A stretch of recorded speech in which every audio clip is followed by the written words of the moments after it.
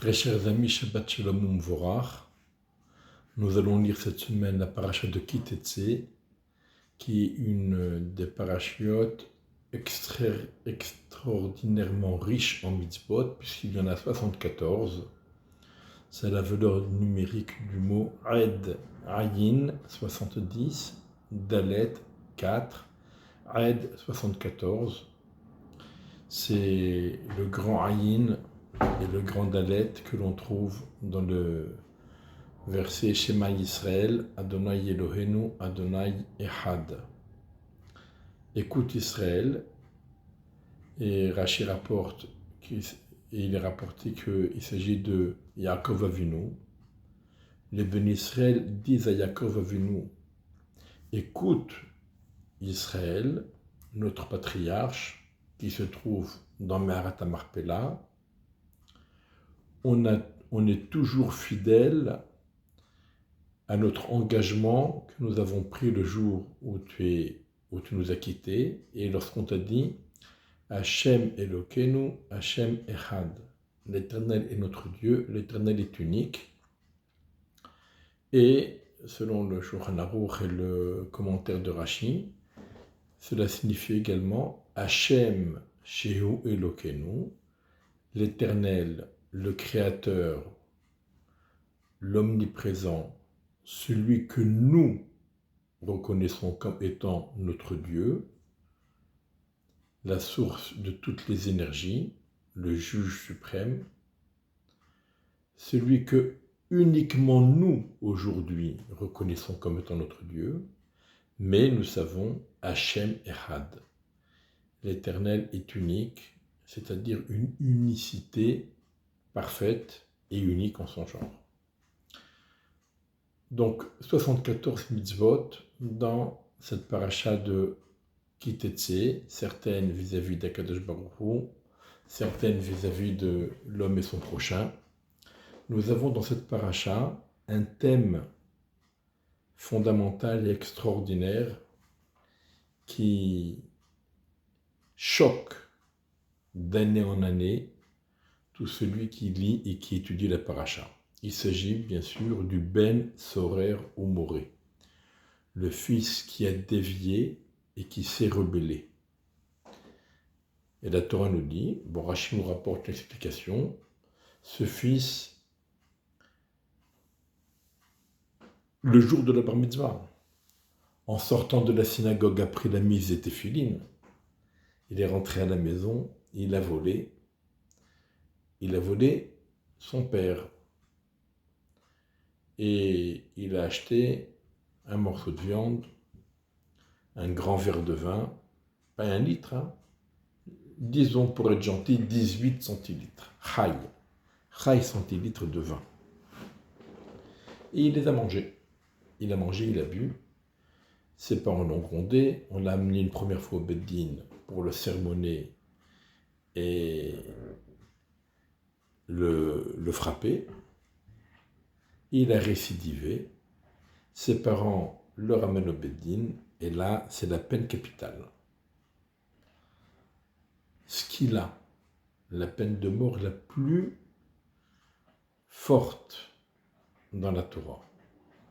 Et tout le monde pose la question, mais qu'est-ce qu'il a fait? Il a volé, un voleur, il rembourse. Éventuellement, il rembourse le double. Dans certains cas, il rembourse 4 fois plus ou 5 fois plus. Mais on ne tue pas les voleurs. On ne leur coupe même pas la main. Pourquoi celui-là, qui n'a fait que voler, pourquoi il mérite la mort? Rashi rapporte tout de suite l'explication de la Gemara. C'est pas parce qu'il a volé, mais parce que il manifeste des signes d'addiction. Il ne pourra pas, il va finir par lapider tout l'argent de ses parents pour acheter ce à quoi il s'est habitué.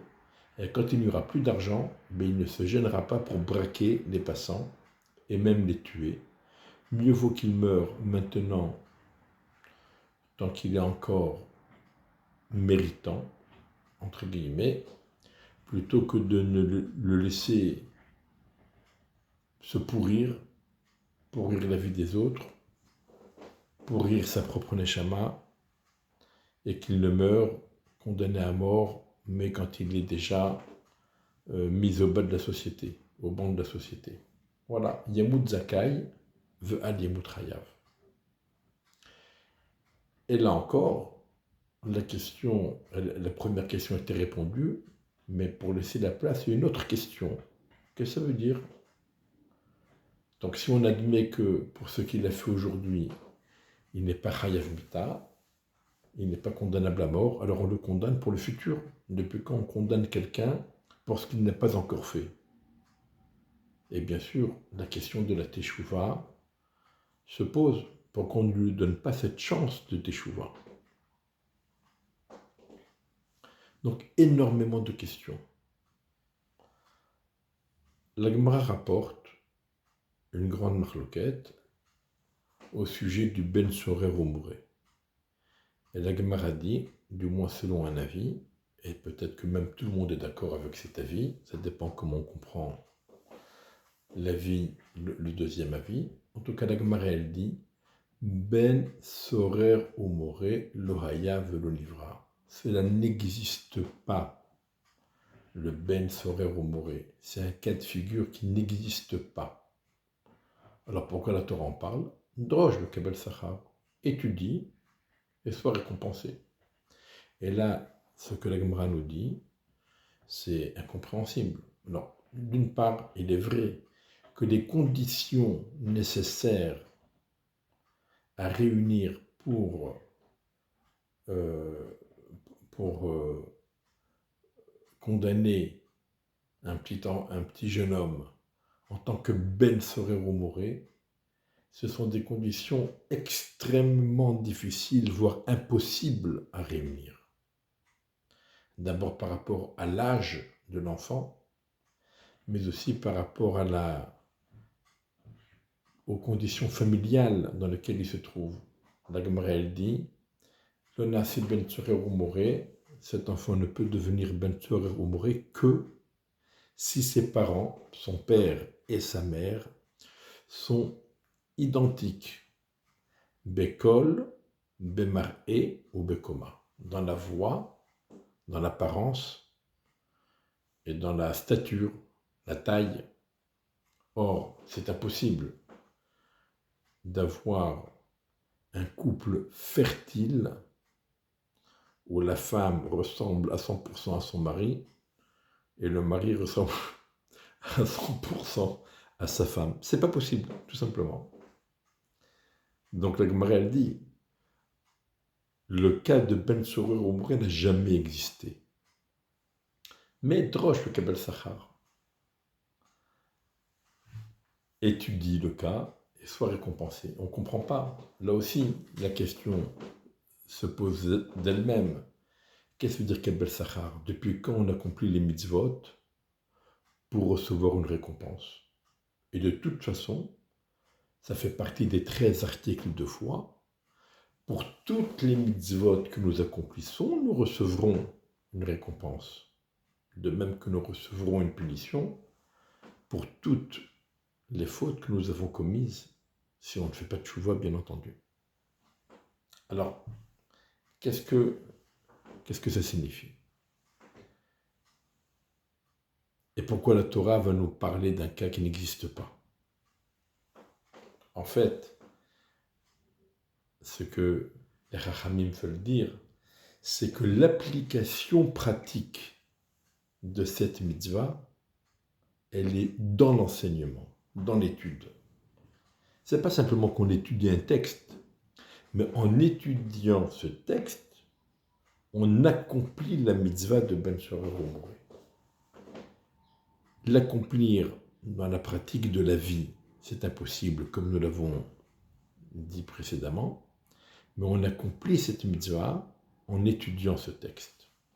C'est un peu comme on dit aujourd'hui, Unchalemav parim sefatenu, qu'aujourd'hui, il nous est impossible d'accomplir les mitzvot liés au sacrifice, puisqu'il n'y a pas de Beth Amikdash, mais en étudiant les passages des sacrifices, c'est considéré comme si on avait apporté le sacrifice et qu'on avait accompli la mitzvah. Et c'est aussi le Ben Tzorah Moré, il est impossible de l'appliquer pratiquement et concrètement dans la vie de tous les jours, heureusement. Mais en étudiant ce passage, c'est comme ça qu'on applique cette mitzvah.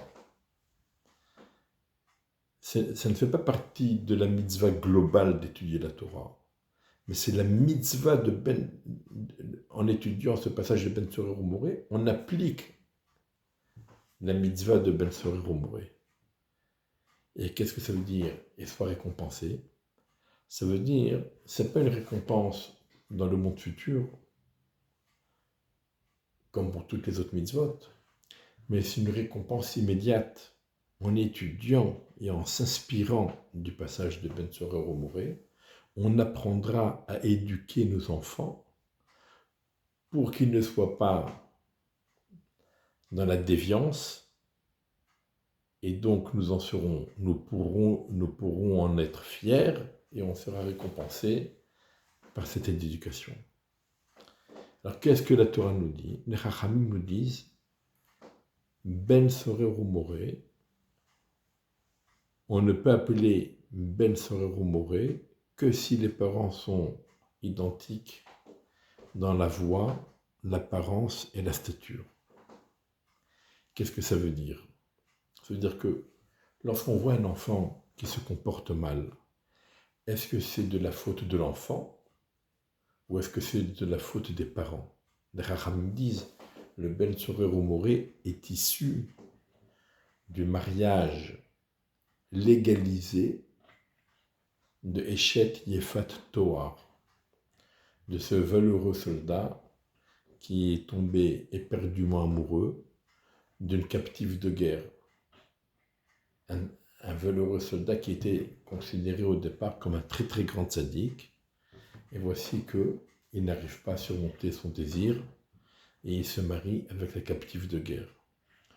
Donc, si le père n'a pas été capable de surmonter ses désirs,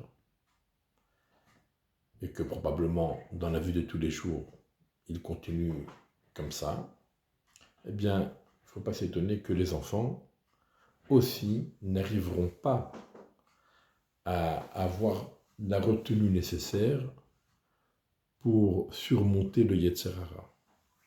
Et donc on peut bien se poser la question, ce Ben Tzorah Moré, c'est lui qui est fautif ou est-ce que c'est les parents qui sont fautifs? Et la Gemara elle dit, c'est lui, il ne peut être accusé et considéré comme fautif que si et seulement si, le père et la mère sont à l'identique dans la voix, l'apparence et la stature. Et qu'est-ce que ça symbolise, la voix, l'apparence et la stature? La voix, ça veut dire qu'il parle de façon unique. C'est pas un il dit noir, l'autre il dit blanc, un il dit oui, l'autre il dit non, un il dit ceci, l'autre il dit cela. Non, il faut que les parents disent la même chose. C'est ce que les Chachamim ont voulu dire lorsqu'ils ont dit identique dans la voix. Ils ont la même voix. Mar'é, l'apparence. Ça veut dire que les parents doivent donner un exemple identique à leur enfant. Lorsque les parents, tous les deux, donnent un bon exemple, sont un bon exemple devant leurs enfants, si jamais ensuite les enfants se comportent mal, ce n'est plus la faute des parents, mais c'est leur propre faute. Si les parents parlent d'une même voix, si les parents donnent le même bon exemple, donc l'éducation doit bien passer, et si les enfants se détournent, c'est la faute des enfants. Sinon, c'est peut-être et probablement, en partie du moins, la faute des parents. Enfin, Bekoma, la stature. La stature, c'est la fait allusion au niveau spirituel de chacun. Lorsque un veut être très rigoureux, alors que l'autre veut être très laxiste. Donc, les enfants sont perdus. Et ils ne savent pas ce qu'il faut faire, ce qu'il convient de faire. Mais lorsque les deux parents sont sur un même niveau spirituel, le père progresse, il fait en sorte que son épouse l'accompagne dans sa progression. La maman progresse, elle fait en sorte que le père l'accompagne dans sa progression. Il n'y a pas de dissension entre les deux. Ils sont tous les deux au même niveau. Alors dans ce cas, quand ces trois conditions sont réunies au niveau des parents, alors la faute est à chercher chez les enfants. Mais sinon, alors la raison pour laquelle les enfants se comporteraient mal serait au moins en partie la faute des enfants, des parents. Voilà ce que l'on peut tirer, entre autres enseignements, de ce passage de Ben Sorer Moré. Et bien sûr, à l'approche de Rosh Hashanah, en tant que parents, en tant que grands-parents, en tant qu'arrière-grands-parents, eh bien, pour ceux qui ont le mérite de l'être déjà, alors sachons donner le bon exemple, engageons-nous dans cette voie d'être des bons exemples pour les plus jeunes et qui suivent, prions pour qu'ils suivent toujours le chemin de la Torah et qu'ils restent toujours fidèles à leur peuple, le peuple juif, et au judaïsme, à la loi qu'Hachem nous a donnée. Shabbat Shalom Umvorach, Shana Tova, Ktiva V'Chatima Tova.